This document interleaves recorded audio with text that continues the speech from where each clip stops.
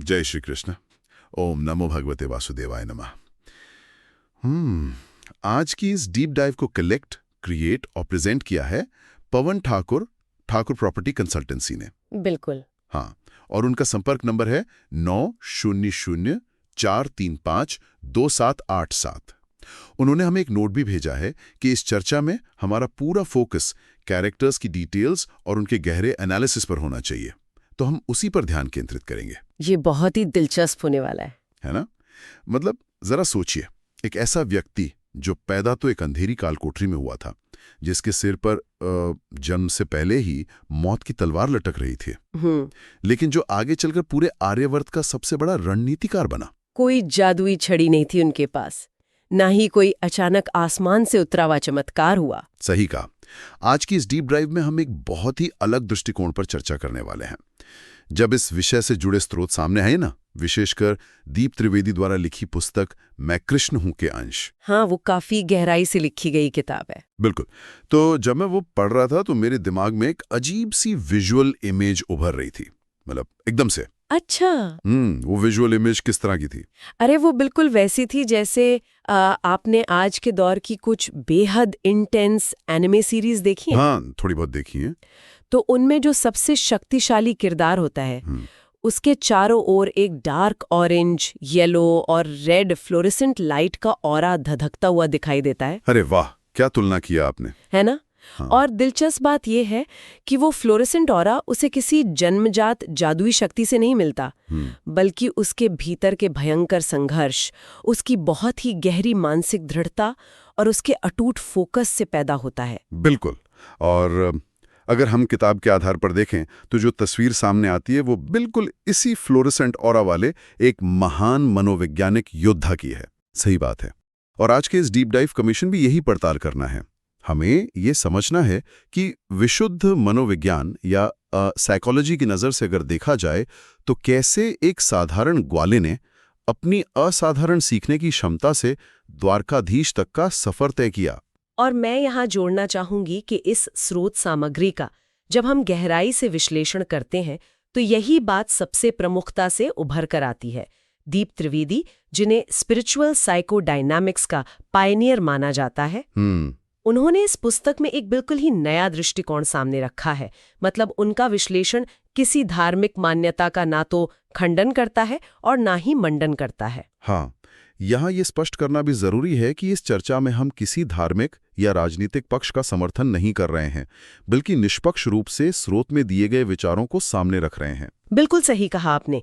ये पूरी किताब कृष्ण के जीवन को मानव मनोविज्ञान की एक केस स्टडी के रूप में देखती है। और ये केस स्टडी शुरू ही एक बहुत तगड़े दावे के साथ होती है। मतलब ये दावा कि कृष्ण को जन्म से ही पूर्ण भगवान मान लेना दरअसल उनके संघर्ष और उनकी प्रतिभा का बहुत बड़ा अपमान है। हाँ, ये पॉइंट काफी स्ट्रांग है। ये पढ़कर मुझे ऐसा लगा जैसे आज के दौर में किसी ओलंपिक गोल्ड मेडलिस्ट या किसी महान साइंटिस्ट को देखकर हम महज कह दें कि अरे ये तो गिफ्टेड है। बिल्कुल। और ऐसा कहकर हम उस व्यक्ति के सालों के पसीने को नकार देते हैं। वही तो, उसकी अनगिनत रातों की नींद और उस भयानक अनुशासन को हम पूरी तरह से इग्नोर कर देते हैं। महानता कोई ऐसी चीज थोड़ी है जो किस्मत के लिफाफे में पैक होकर आती है। एकदम सही, महानता अर्जित की जाती है। लेकिन यहाँ मेरे मन में एक बड़ा सवाल ये उठता है कि लेखक ने कृष्ण के इस मनोवैज्ञानिक विकास को सिद्ध किस आधार पर किया है? मतलब क्या ये सिर्फ उनकी कोई थ्योरी है? यहीं पर स्पिरिचुअल साइकोलॉजी या आध्यात्मिक मनोविज्ञान का कॉन्सेप्ट काम आता है। देखिए, लेखक का तर्क बहुत सीधा और स्पष्ट है। जो व्यक्ति भगवत गीता जैसा असीमित ज्ञान दे सकता है, जो कुरुक्षेत्र जैसे भयंकर युद्ध के मैदान में खड़ा होकर चेतना के सर्वोच्च शिखर से जीवन का दर्शन समझा सकता है, बिल्कुल, उसका अपना जो जीवन अनुभव रहा होगा वो भी उसी स्तर का होना चाहिए। गीता के श्लोक हवा में तो नहीं रचे गए थे ना। अच्छा, मतलब ये है कि गीता का ज्ञान किसी कमरे या लाइब्रेरी में बैठकर पढ़ी गई कोई किताबी थ्योरी नहीं थी। नहीं, बिल्कुल नहीं। बल्कि वो उनके अपने जीवन के कड़वे और गहरे अनुभवों का सीधा सीधा निचोड़ था। हाँ, और मनोविज्ञान का एक बहुत ही बुनियादी नियम है। एक इंसान किसी बड़े संकट के समय वही बोलता है या वही करता है जो उसके अवचेतन में यानी सबकॉन्शियस में बहुत गहरे तक बैठा होता है। ये बात तो है। इसीलिए लेखक ने गीता के श्लोकों को एक तरह की डिकोडर रिंग की तरह इस्तेमाल किया है। डिकोडर रिंग मतलब कैसे? मतलब उन्होंने गीता के दर्शन को कृष्ण के जीवन की अलग-अलग घटनाओं पर रख कर देखा है, ये समझने के लिए कि कैसे उनके बचपन से लेकर महाभारत तक के अनुभव उस महान दर्शन का निर्माण कर रहे थे। अरे वाह, ये थ्योरी सुनने में बहुत ही लॉजिकल लगती है। लेकिन जैसे ही हम इतिहास के पन्नों में जाते हैं, एक बहुत बड़ा पुशबैक सामने आता है। किस तरह का पुशबैक? देखिए, इतिहास तो कहानियों का एक ऐसा घना जंगल है जहां सच और कल्पना आपस में बुरी तरह उलझे हुए हैं। ये तो है। हमारे स्रोतों में ही 15 अलग अलग प्राचीन ग्रंथों का जिक्र किया गया है। हरिवंश पुराण, विष्णु पुराण, महाभारत, भागवत पुराण और कई कहानियां तो सदियों बाद जुड़ी गईं। हाँ, समय के साथ बहुत कुछ जुड़ता गया। तो फिर लेखक ने सही घटनाओं का चुनाव कैसे किया? मेरा मतलब है, जब इतना सारा विरोधाभास मौजूद है, तो क्या ये संभव नहीं कि लेखक ने केवल अपनी थ्योरी को सही साबित करने के लिए कुछ घटनाओं को चुन लिया और बाकी को छोड़ दिया? ये बहुत ही जायज और महत्वपूर्ण सवाल है आपका, और इसका जवाब स्रोतों में दिए गए एक ऐतिहासिक तथ्य में ही छिपा है। हम महाभारत का उदाहरण लेते हैं। ठीक है। आज महाभारत में लगभग 1 लाख श्लोक हैं। लेकिन क्या आपको पता है कि ऐतिहासिक और साहित्यिक शोध क्या बताते हैं? क्या बताते हैं? इसके मूल रूप में, जिसे जय खंड कहा जाता था और जो लगभग 3000 ईसा पूर्व लिखा गया था, उसमें केवल 8800 श्लोक थे। वेट, सच में सिर्फ 8800? बिल्कुल। यानी बाकी के जो 90,000 से ज्यादा श्लोक हैं वो बाद की सदियों में अलग अलग लेखकों द्वारा अपने अपने एजेंडे या अपने अपने श्रद्धा के अनुसार जोड़े गए। ठीक ऐसा ही हुआ था। और इसी तरह भागवत पुराण या सूरसागर जैसे जो ग्रंथ हैं वो कई सदियों बाद रचे गए, जिनमें भक्ति रस, चमत्कारों और श्रृंगार रस की बहुत ज्यादा भरमार देखने को मिलती है। तो लेखक ने यहाँ क्या किया? उन्होंने एक मनोवैज्ञानिक छलनी या कह सकते हैं साइकोलॉजिकल सीव का इस्तेमाल किया। अच्छा, वो कैसे काम करती है? उन्होंने ये देखा कि गीता के अनुसार कृष्ण का माइंडसेट कैसा था। ओके। वो कर्मवादी थे, वर्तमान में जीने वाले थे और बिल्कुल निडर थे। तो जो ऐतिहासिक घटनाएं कृष्ण के इस मनोवैज्ञानिक व्यक्तित्व और गीता के दर्शन के साथ तालमेल बिठाती हैं, सिर्फ उन्हीं को प्रमाणिक माना गया। अब समझ में आया। इसे थोड़ा और स्पष्ट तरीके से समझने की कोशिश करते हैं। हाँ, बताइए। यानी अगर किसी ग्रंथ में ये लिखा है कि कृष्ण ने केवल अपनी उंगली के इशारे से बिना कोई प्रयास किए किसी राक्षस को हवा में उड़ा दिया, तो ये घटना उस छलनी से बाहर हो जाएगी, है ना? एकदम सही पकड़ा आपने। क्योंकि ये गीता के उस कर्म सिद्धांत के बिल्कुल खिलाफ है, जिसमें वे अर्जुन को खुद हथियार उठाने और कर्म करने के लिए प्रेरित करते हैं। अर्जुन को वो चमत्कार करके नहीं दिखाते कि लो मैंने सब मार दिए। ये एक बहुत ही सटीक उदाहरण दिया आपने। जो घटना उनकी उस साइकोलॉजिकल प्रोफाइल में फिट नहीं बैठी, जो महज एक जादुई चमत्कार लग रही थी और मानव व्यवहार के नियमों को तोड़ रही थी, उसे इस विश्लेषण में अलग रख दिया गया। ये बहुत ही दिलचस्प तरीका है इतिहास को देखने का, है ना?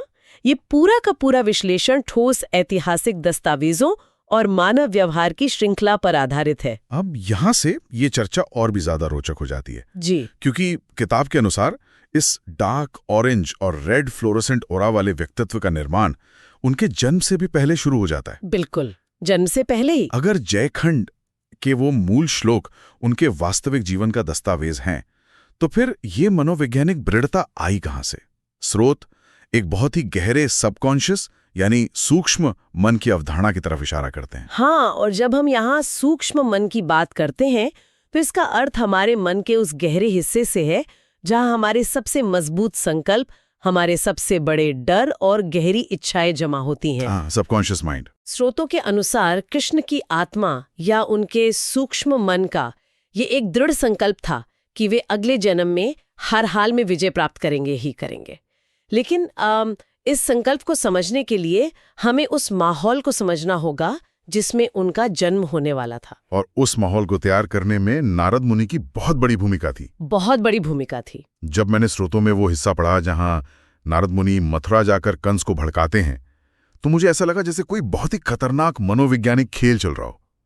मतलब नारद का वो क्रोध कोई साधारण गुस्सा नहीं था। बिल्कुल नहीं। नारद का कंस को भड़काना बिल्कुल वैसा ही था जैसे किसी प्रेशर कुकर का वॉल्व जानबूझकर बंद कर देना ताकि अंदर भाप भरती रहे। ओह, ये प्रेशर कुकर वाली एनालॉजी स्थिति को बहुत ही बेहतरीन तरीके से समझाती है।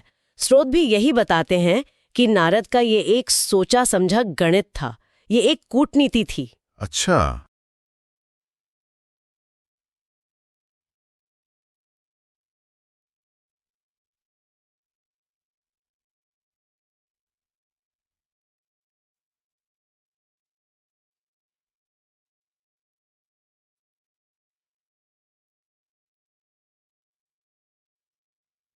हाँ, नारद जानते थे कि अगर कंस को भड़काया गया तो वो अपने डर के कारण मथुरा की जनता पर और ज्यादा अत्याचार करेगा। कुकर के अंदर भाप बढ़ती जाएगी। हाँ, और अत्याचार बढ़ता जाएगा, और जब अत्याचार अपनी चरम सीमा पर पहुंचता है तभी जनता के भीतर विद्रोह का सबसे बड़ा विस्फोट होता है। मथुरा में एक तारणहार के जन्म लेने और उसके स्वीकार किए जाने के लिए वो जमीन तैयार करना बहुत जरूरी था। बाप रे, ये तो सच में मास्टर चेस प्लेयर वाली बात हो गई।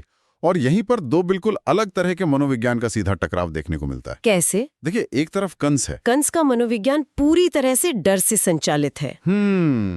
डर से। मौत के डर ने उसे इतना विक्षिप्त और पागल कर दिया है कि वो अपने ही महल की दीवारों से बातें करने लगा है। उसे हर नवजात शिशु में अपनी मौत दिखाई देती है। हाँ, वो पैरानॉइड हो चुका था। बिल्कुल।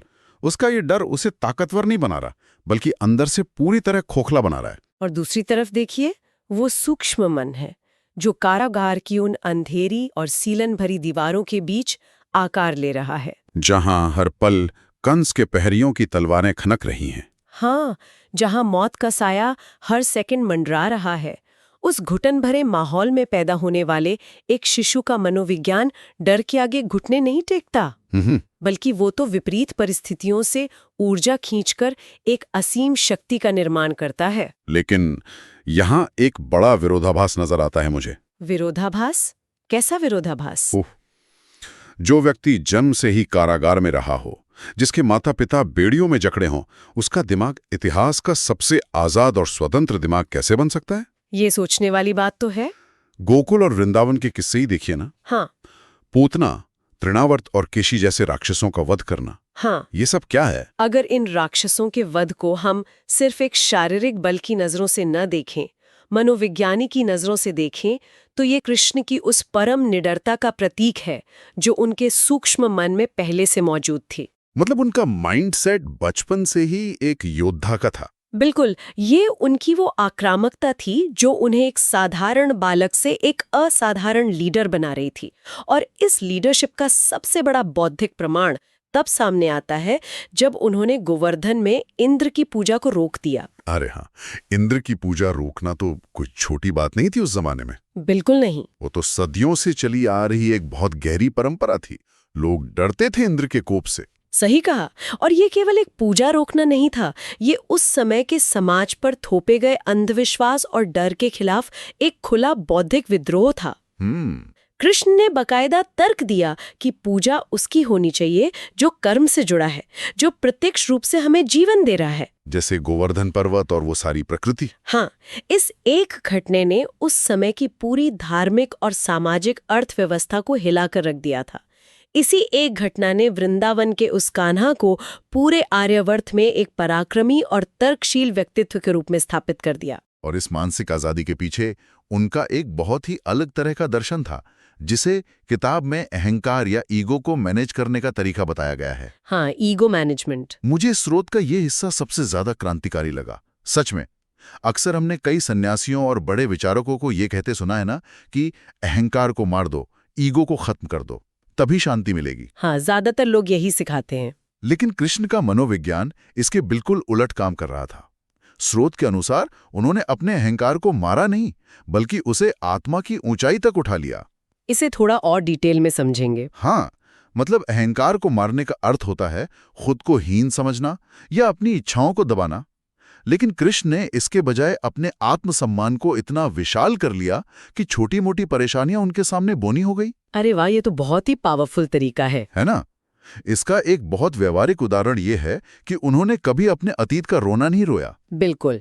वे कभी ये कहते हुए नहीं पाए गए कि अरे मैं तो कारागार में पैदा हुआ, मुझे तो सगे माता पिता का प्यार नहीं मिला, मेरी तो किस्मत ही खराब है। ऐसा वो कभी नहीं कहते थे। हाँ, उन्होंने अतीत के बोझ को कभी अपने वर्तमान पर हावी नहीं होने दिया।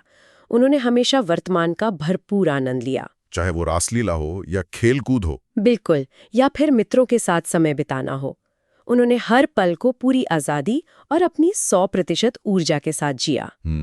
और आपको पता है, यही बात आगे चलकर गीता का मुख्य आधार बनी। कर्म वाला सिद्धांत। हाँ, अपना कर्म करो, उसमें अपना 100% दो, लेकिन उसके फल से बंधो मत।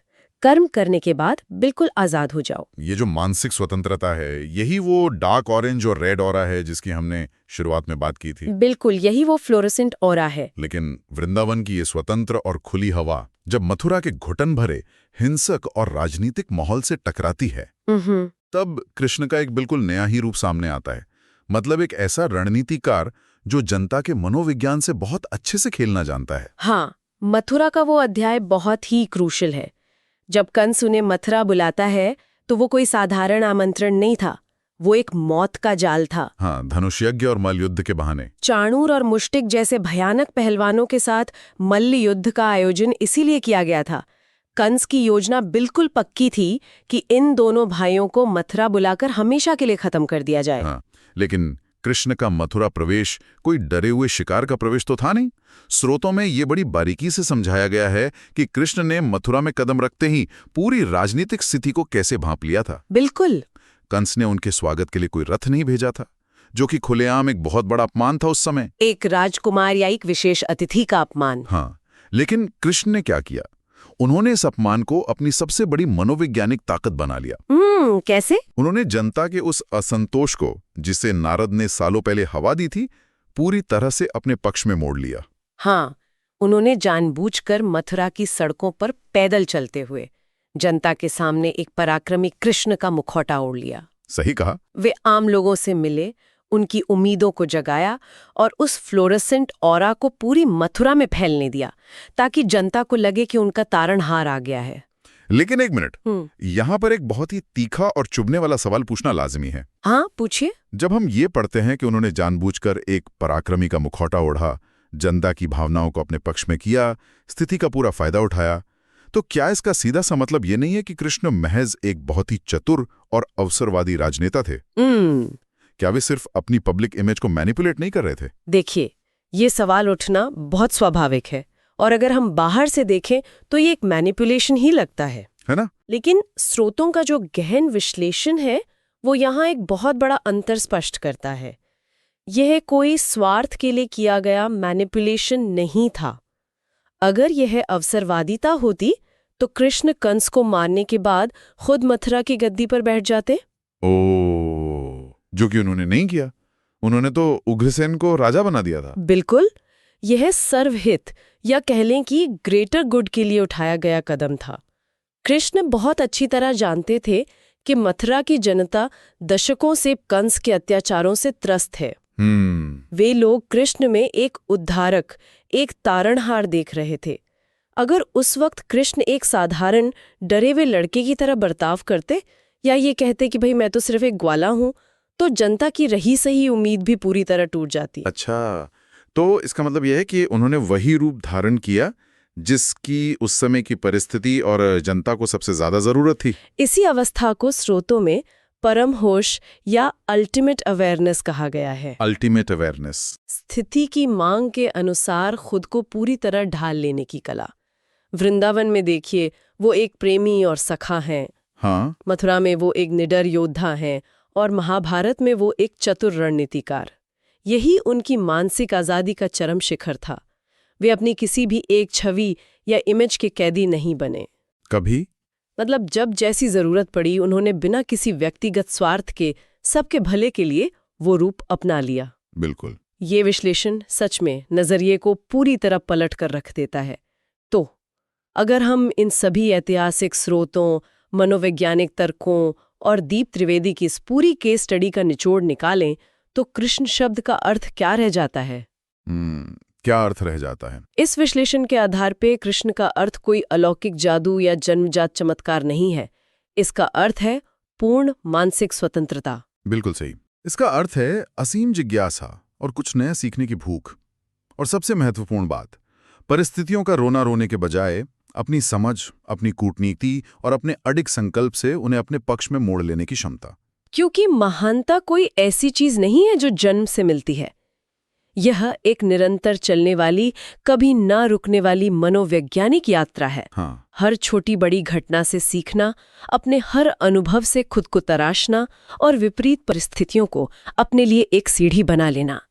यही उस विशाल चरित्र का असली सार है। तो इस पूरी गहन चर्चा के बाद इस डीप डाइव के अंत में ये विश्लेषण एक ऐसा विचार छोड़कर जाता है जो शायद लंबे समय तक हमारे और आपके दिमाग में गूंजता रहेगा।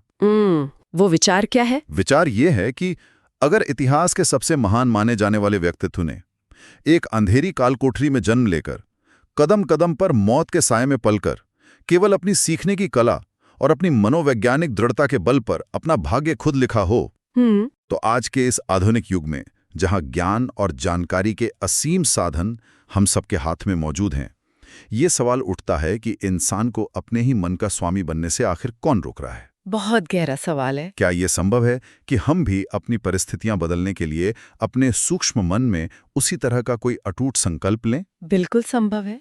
ये एक ऐसा सवाल है जो हमें इस डार्क ऑरेंज, येलो और रेड फ्लोरेसेंट ऑरा को बाहर नहीं बल्कि अपने भीतर तलाशने पर मजबूर करता है। हाँ, एक ऐसा ऑरा जो किसी चमत्कार से नहीं बल्कि सिर्फ और सिर्फ हमारे अपने संघर्ष और संकल्प की आग से पैदा होता है। जय श्री कृष्ण। ओम नमो भगवते वासुदेवाय नमः।